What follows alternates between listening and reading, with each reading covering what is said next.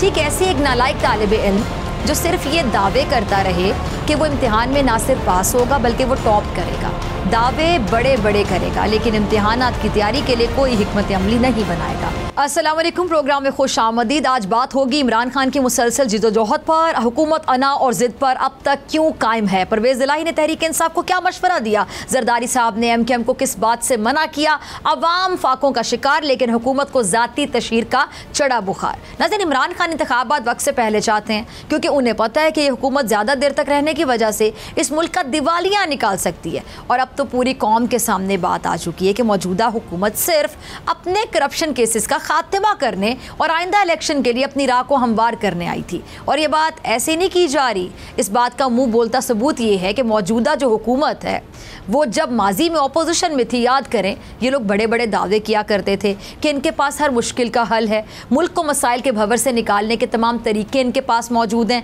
लेकिन जब इन्हें इक़्तिदार मिला तो इन्होंने मुल्क की संभलती हुई मईशत पर एक बार फिर से गहरी ज़रबें लगाना शुरू कर दी।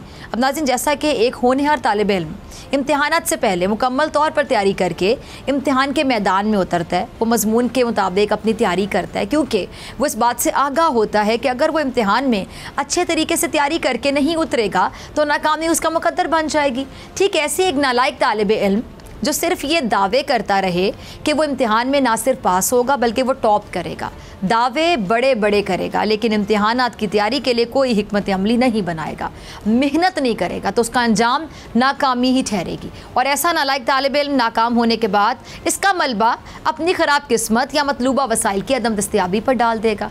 ऐसे नालायक तालिब इल्म की मिसाल मौजूदा हुकूमत पर पूरी उतरती है। शायद इसहाक डार जो खुद को पाकिस्तान बल्कि दुनिया भर का बेहतरीन माहिर माशियात कहते हैं, वो तो अदम एतमाद की तहरीक से पहले हर TV शो में आपको याद होगा आते थे, बड़ी बड़ी बातें किया करते थे कि जी वो लंदन में बैठकर बजट की तैयारी कर रहे हैं।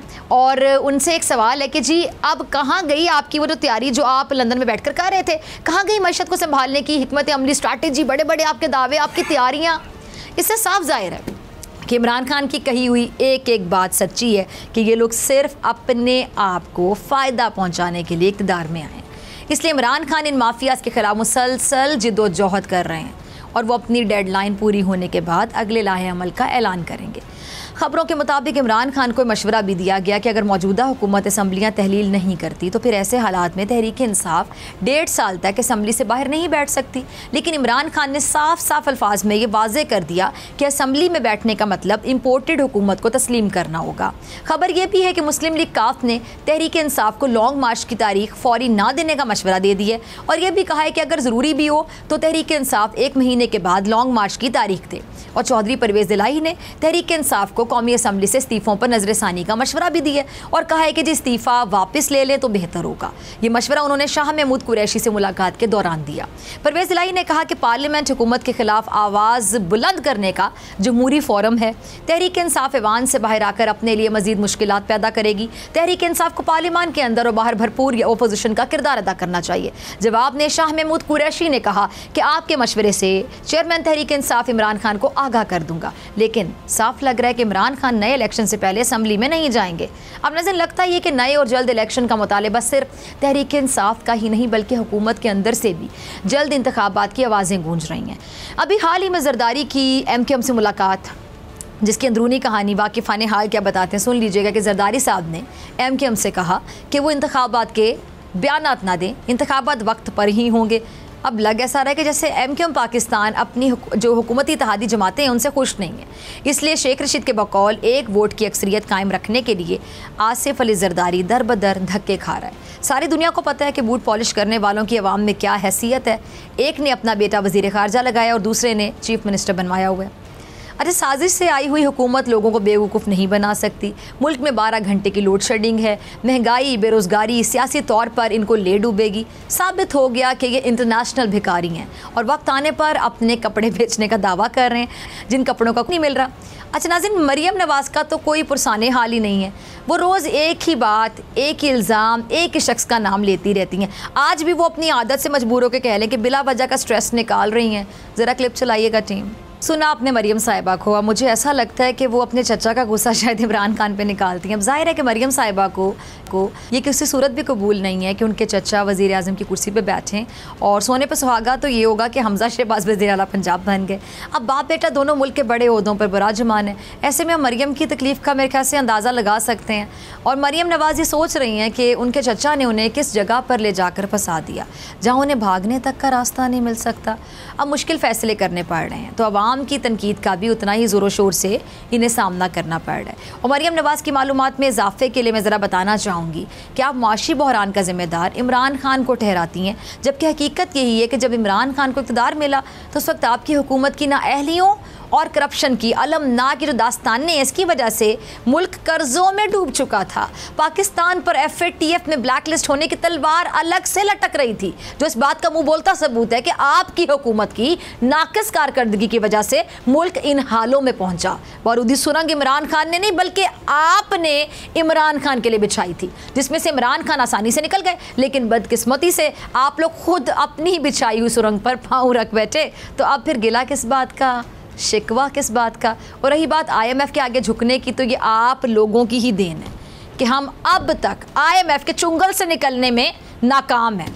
अच्छा मरियम साहब, आप इल्ज़ाम इमरान खान पर डालकर मेरे ख्याल से हकीकत को बदल नहीं सकती हैं। आप लोगों की ज़िद्दबाजी कह लें, अना की वजह से मुल्क मुश्किल सूरत हाल से दो चार है। अब आप लोग नए इलेक्शन करवाएं। अगर आपको लगता है कि अगले इंतखाबात में जीत आपका मुकद्दर बनेगी तो करवाएं नए इंतखाबात। दूध का दूध पानी का पानी होने का इंतज़ार कीजिए। लेकिन आप लोगों को शायद ये बात अच्छे से मालूम है कि अगर अभी इंतखाबात हो गए तो इमरान खान भारी अक्सरियत से कामयाब हो जाएंगे, इसलिए आप लोग इंतखाबात को जितना ज़्यादा डिले करना चाहते हैं वो आप कर रहे हैं। लेकिन आप लोग ये बात भी याद रखें कि अब की बार आवाम भूलने वाली नहीं है, वो सब कुछ याद रखेगी, क्योंकि इमरान खान ने अपनी आवाम को अब असल मायनों में शऊर दिया है और आवाम जान चुके हैं कि कौन हक पे खड़ा है, कौन झूठ का साथ दे रहा है, और हुकूमत आवाम की आंखों में झोंक रही है। अच्छा, हमाद अज़हर इसी की निशानदेही कर रहे हैं, ज़रा सुनिएगा। सुना आपने हमाद अज़हर को। तहरीक इंसाफ शायद ये समझती है कि ऐसी हुकूमत जिसके सिर्फ अपने मुफादात हों वो कौम और मुल्क भी नहीं सोच सकती, और यही वजह है कि हुकूमत के लोग सिर्फ अपने फ़ायदे के काम कर रहे हैं और दूसरी जानिब आवाम महंगाई से बेहाल होती चली जा रही है। इसलिए तहरीक इंसाफ का ऐसा मानना है कि मौजूदा हुकूमत का जाना ही इस मुल्क और आवाम के लिए बेहतर होगा। अच्छा, हमाद अज़हर ने राना सनाउल्लाह को भी तनकीद का निशाना बनाया, क्योंकि उनका किरदार तहरीक इंसाफ के लॉन्ग इंतहाई मनफी और जालिमाना रहा है। लेकिन राना सनाउल्लाह तो अपने जुल्म पर शर्मिंदा होने की बजाय उल्टा आंखें दिखा रहे हैं। ज़रा देखिएगा, सुनिएगा। सुना आपने, राना साहब के पास हर चीज़ की जस्टिफिकेशन है, वो अपनी किसी गलती को मानने के लिए तैयार नहीं, और ये वजह है कि वो बार बार वही गलतियाँ करते हैं। राना साहब ने लॉन्ग मार्च से पहले ही पुलिस के ज़रिए तहरीक इंसाफ के रहनुमाओं के अहल खाना को हिरासा किया। इस पर राना साहब कुछ नहीं बोले और सारा कसूर तहरीक इंसाफ का निकाल रहे हैं और मुमकिनात पर बात कर रहे हैं कि तहरीक इंसाफ जो है वो इस्लामाबाद जाकर इंतशार पैदा कर सकती थी, लेकिन हकीकत में तो ऐसा कुछ भी नहीं हुआ। लेकिन राना साहब ने शायद अपनी ताकत का नाजायज़ इस्तेमाल कर हुकूक को पामाल ज़रूर किया, जिस पे फवाद चौधरी कुछ फरमा रहे हैं। ज़रा सुनिएगा चौधरी साहब। सुना आपने फवाद चौधरी को, वो राना सनाउल्लाह पर कड़ी तनकीद करते हुए कह रहे हैं कि जी हमारे मार्च के दौरान पुलिस की जो स्ट्रेटिक शेलिंग है उससे हमाद अज़हर ज़ख्मी हो गए। हुकूमत ने वो जुल्म किए जो कभी किसी आमरीत में भी नहीं हुए। अगर राना सनाउल्लाह की प्रेस कॉन्फ्रेंस आंखें बंद करके सुने तो लगता है कि बानी MKM बोल रहे हैं।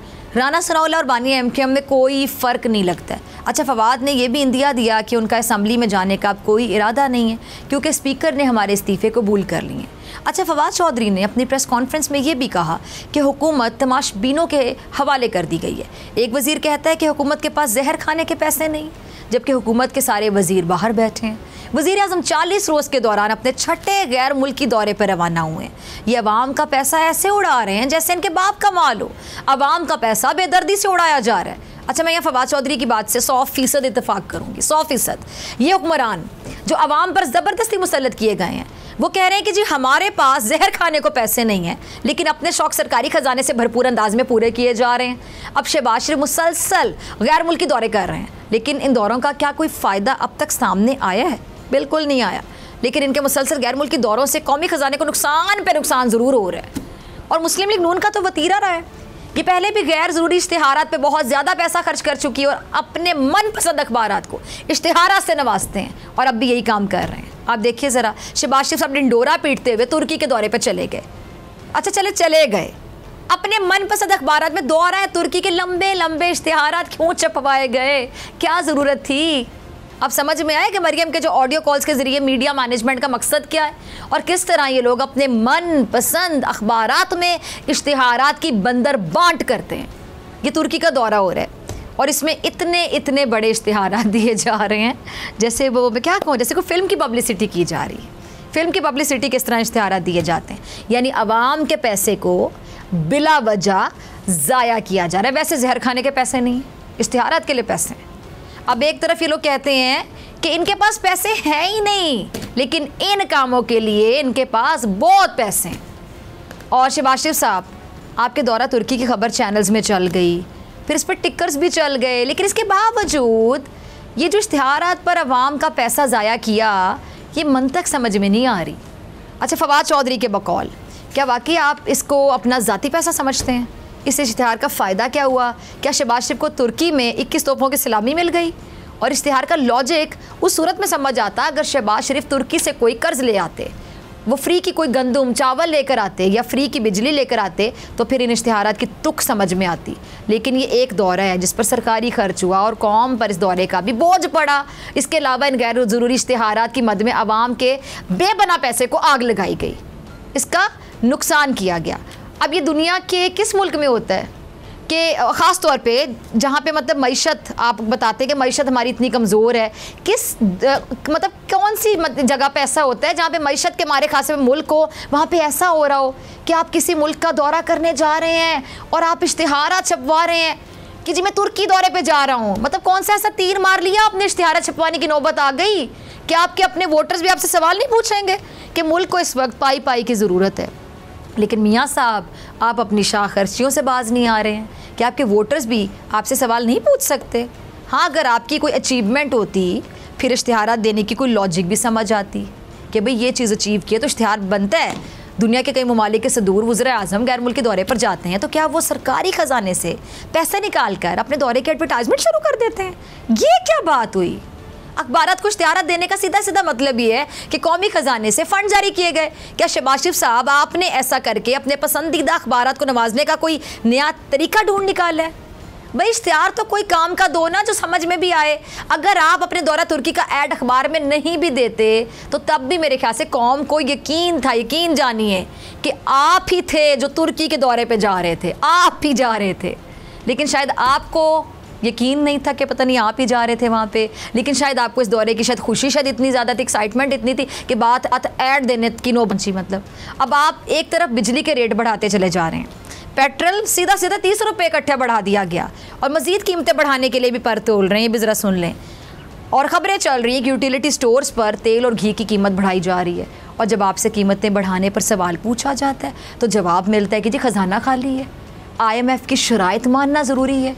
अच्छा, मैं शहबाज शरीफ साहब से एक सवाल पूछना चाहती हूँ, क्या दौरा तुर्की के जो ऐड देने का मामला है, ये दौरा तुर्की के ऐड देने का भी आपको शायद IMF ने कहा होगा मेरे ख्याल से? आपको सिर्फ अपना चलन बदलने की ज़रूरत है और थोड़ा रहम करें।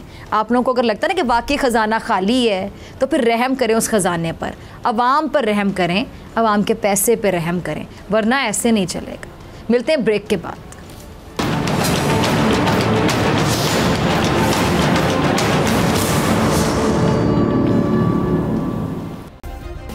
सब्सक्राइब करें और बेल दबाएं ताकि कोई खबर रह न जाए।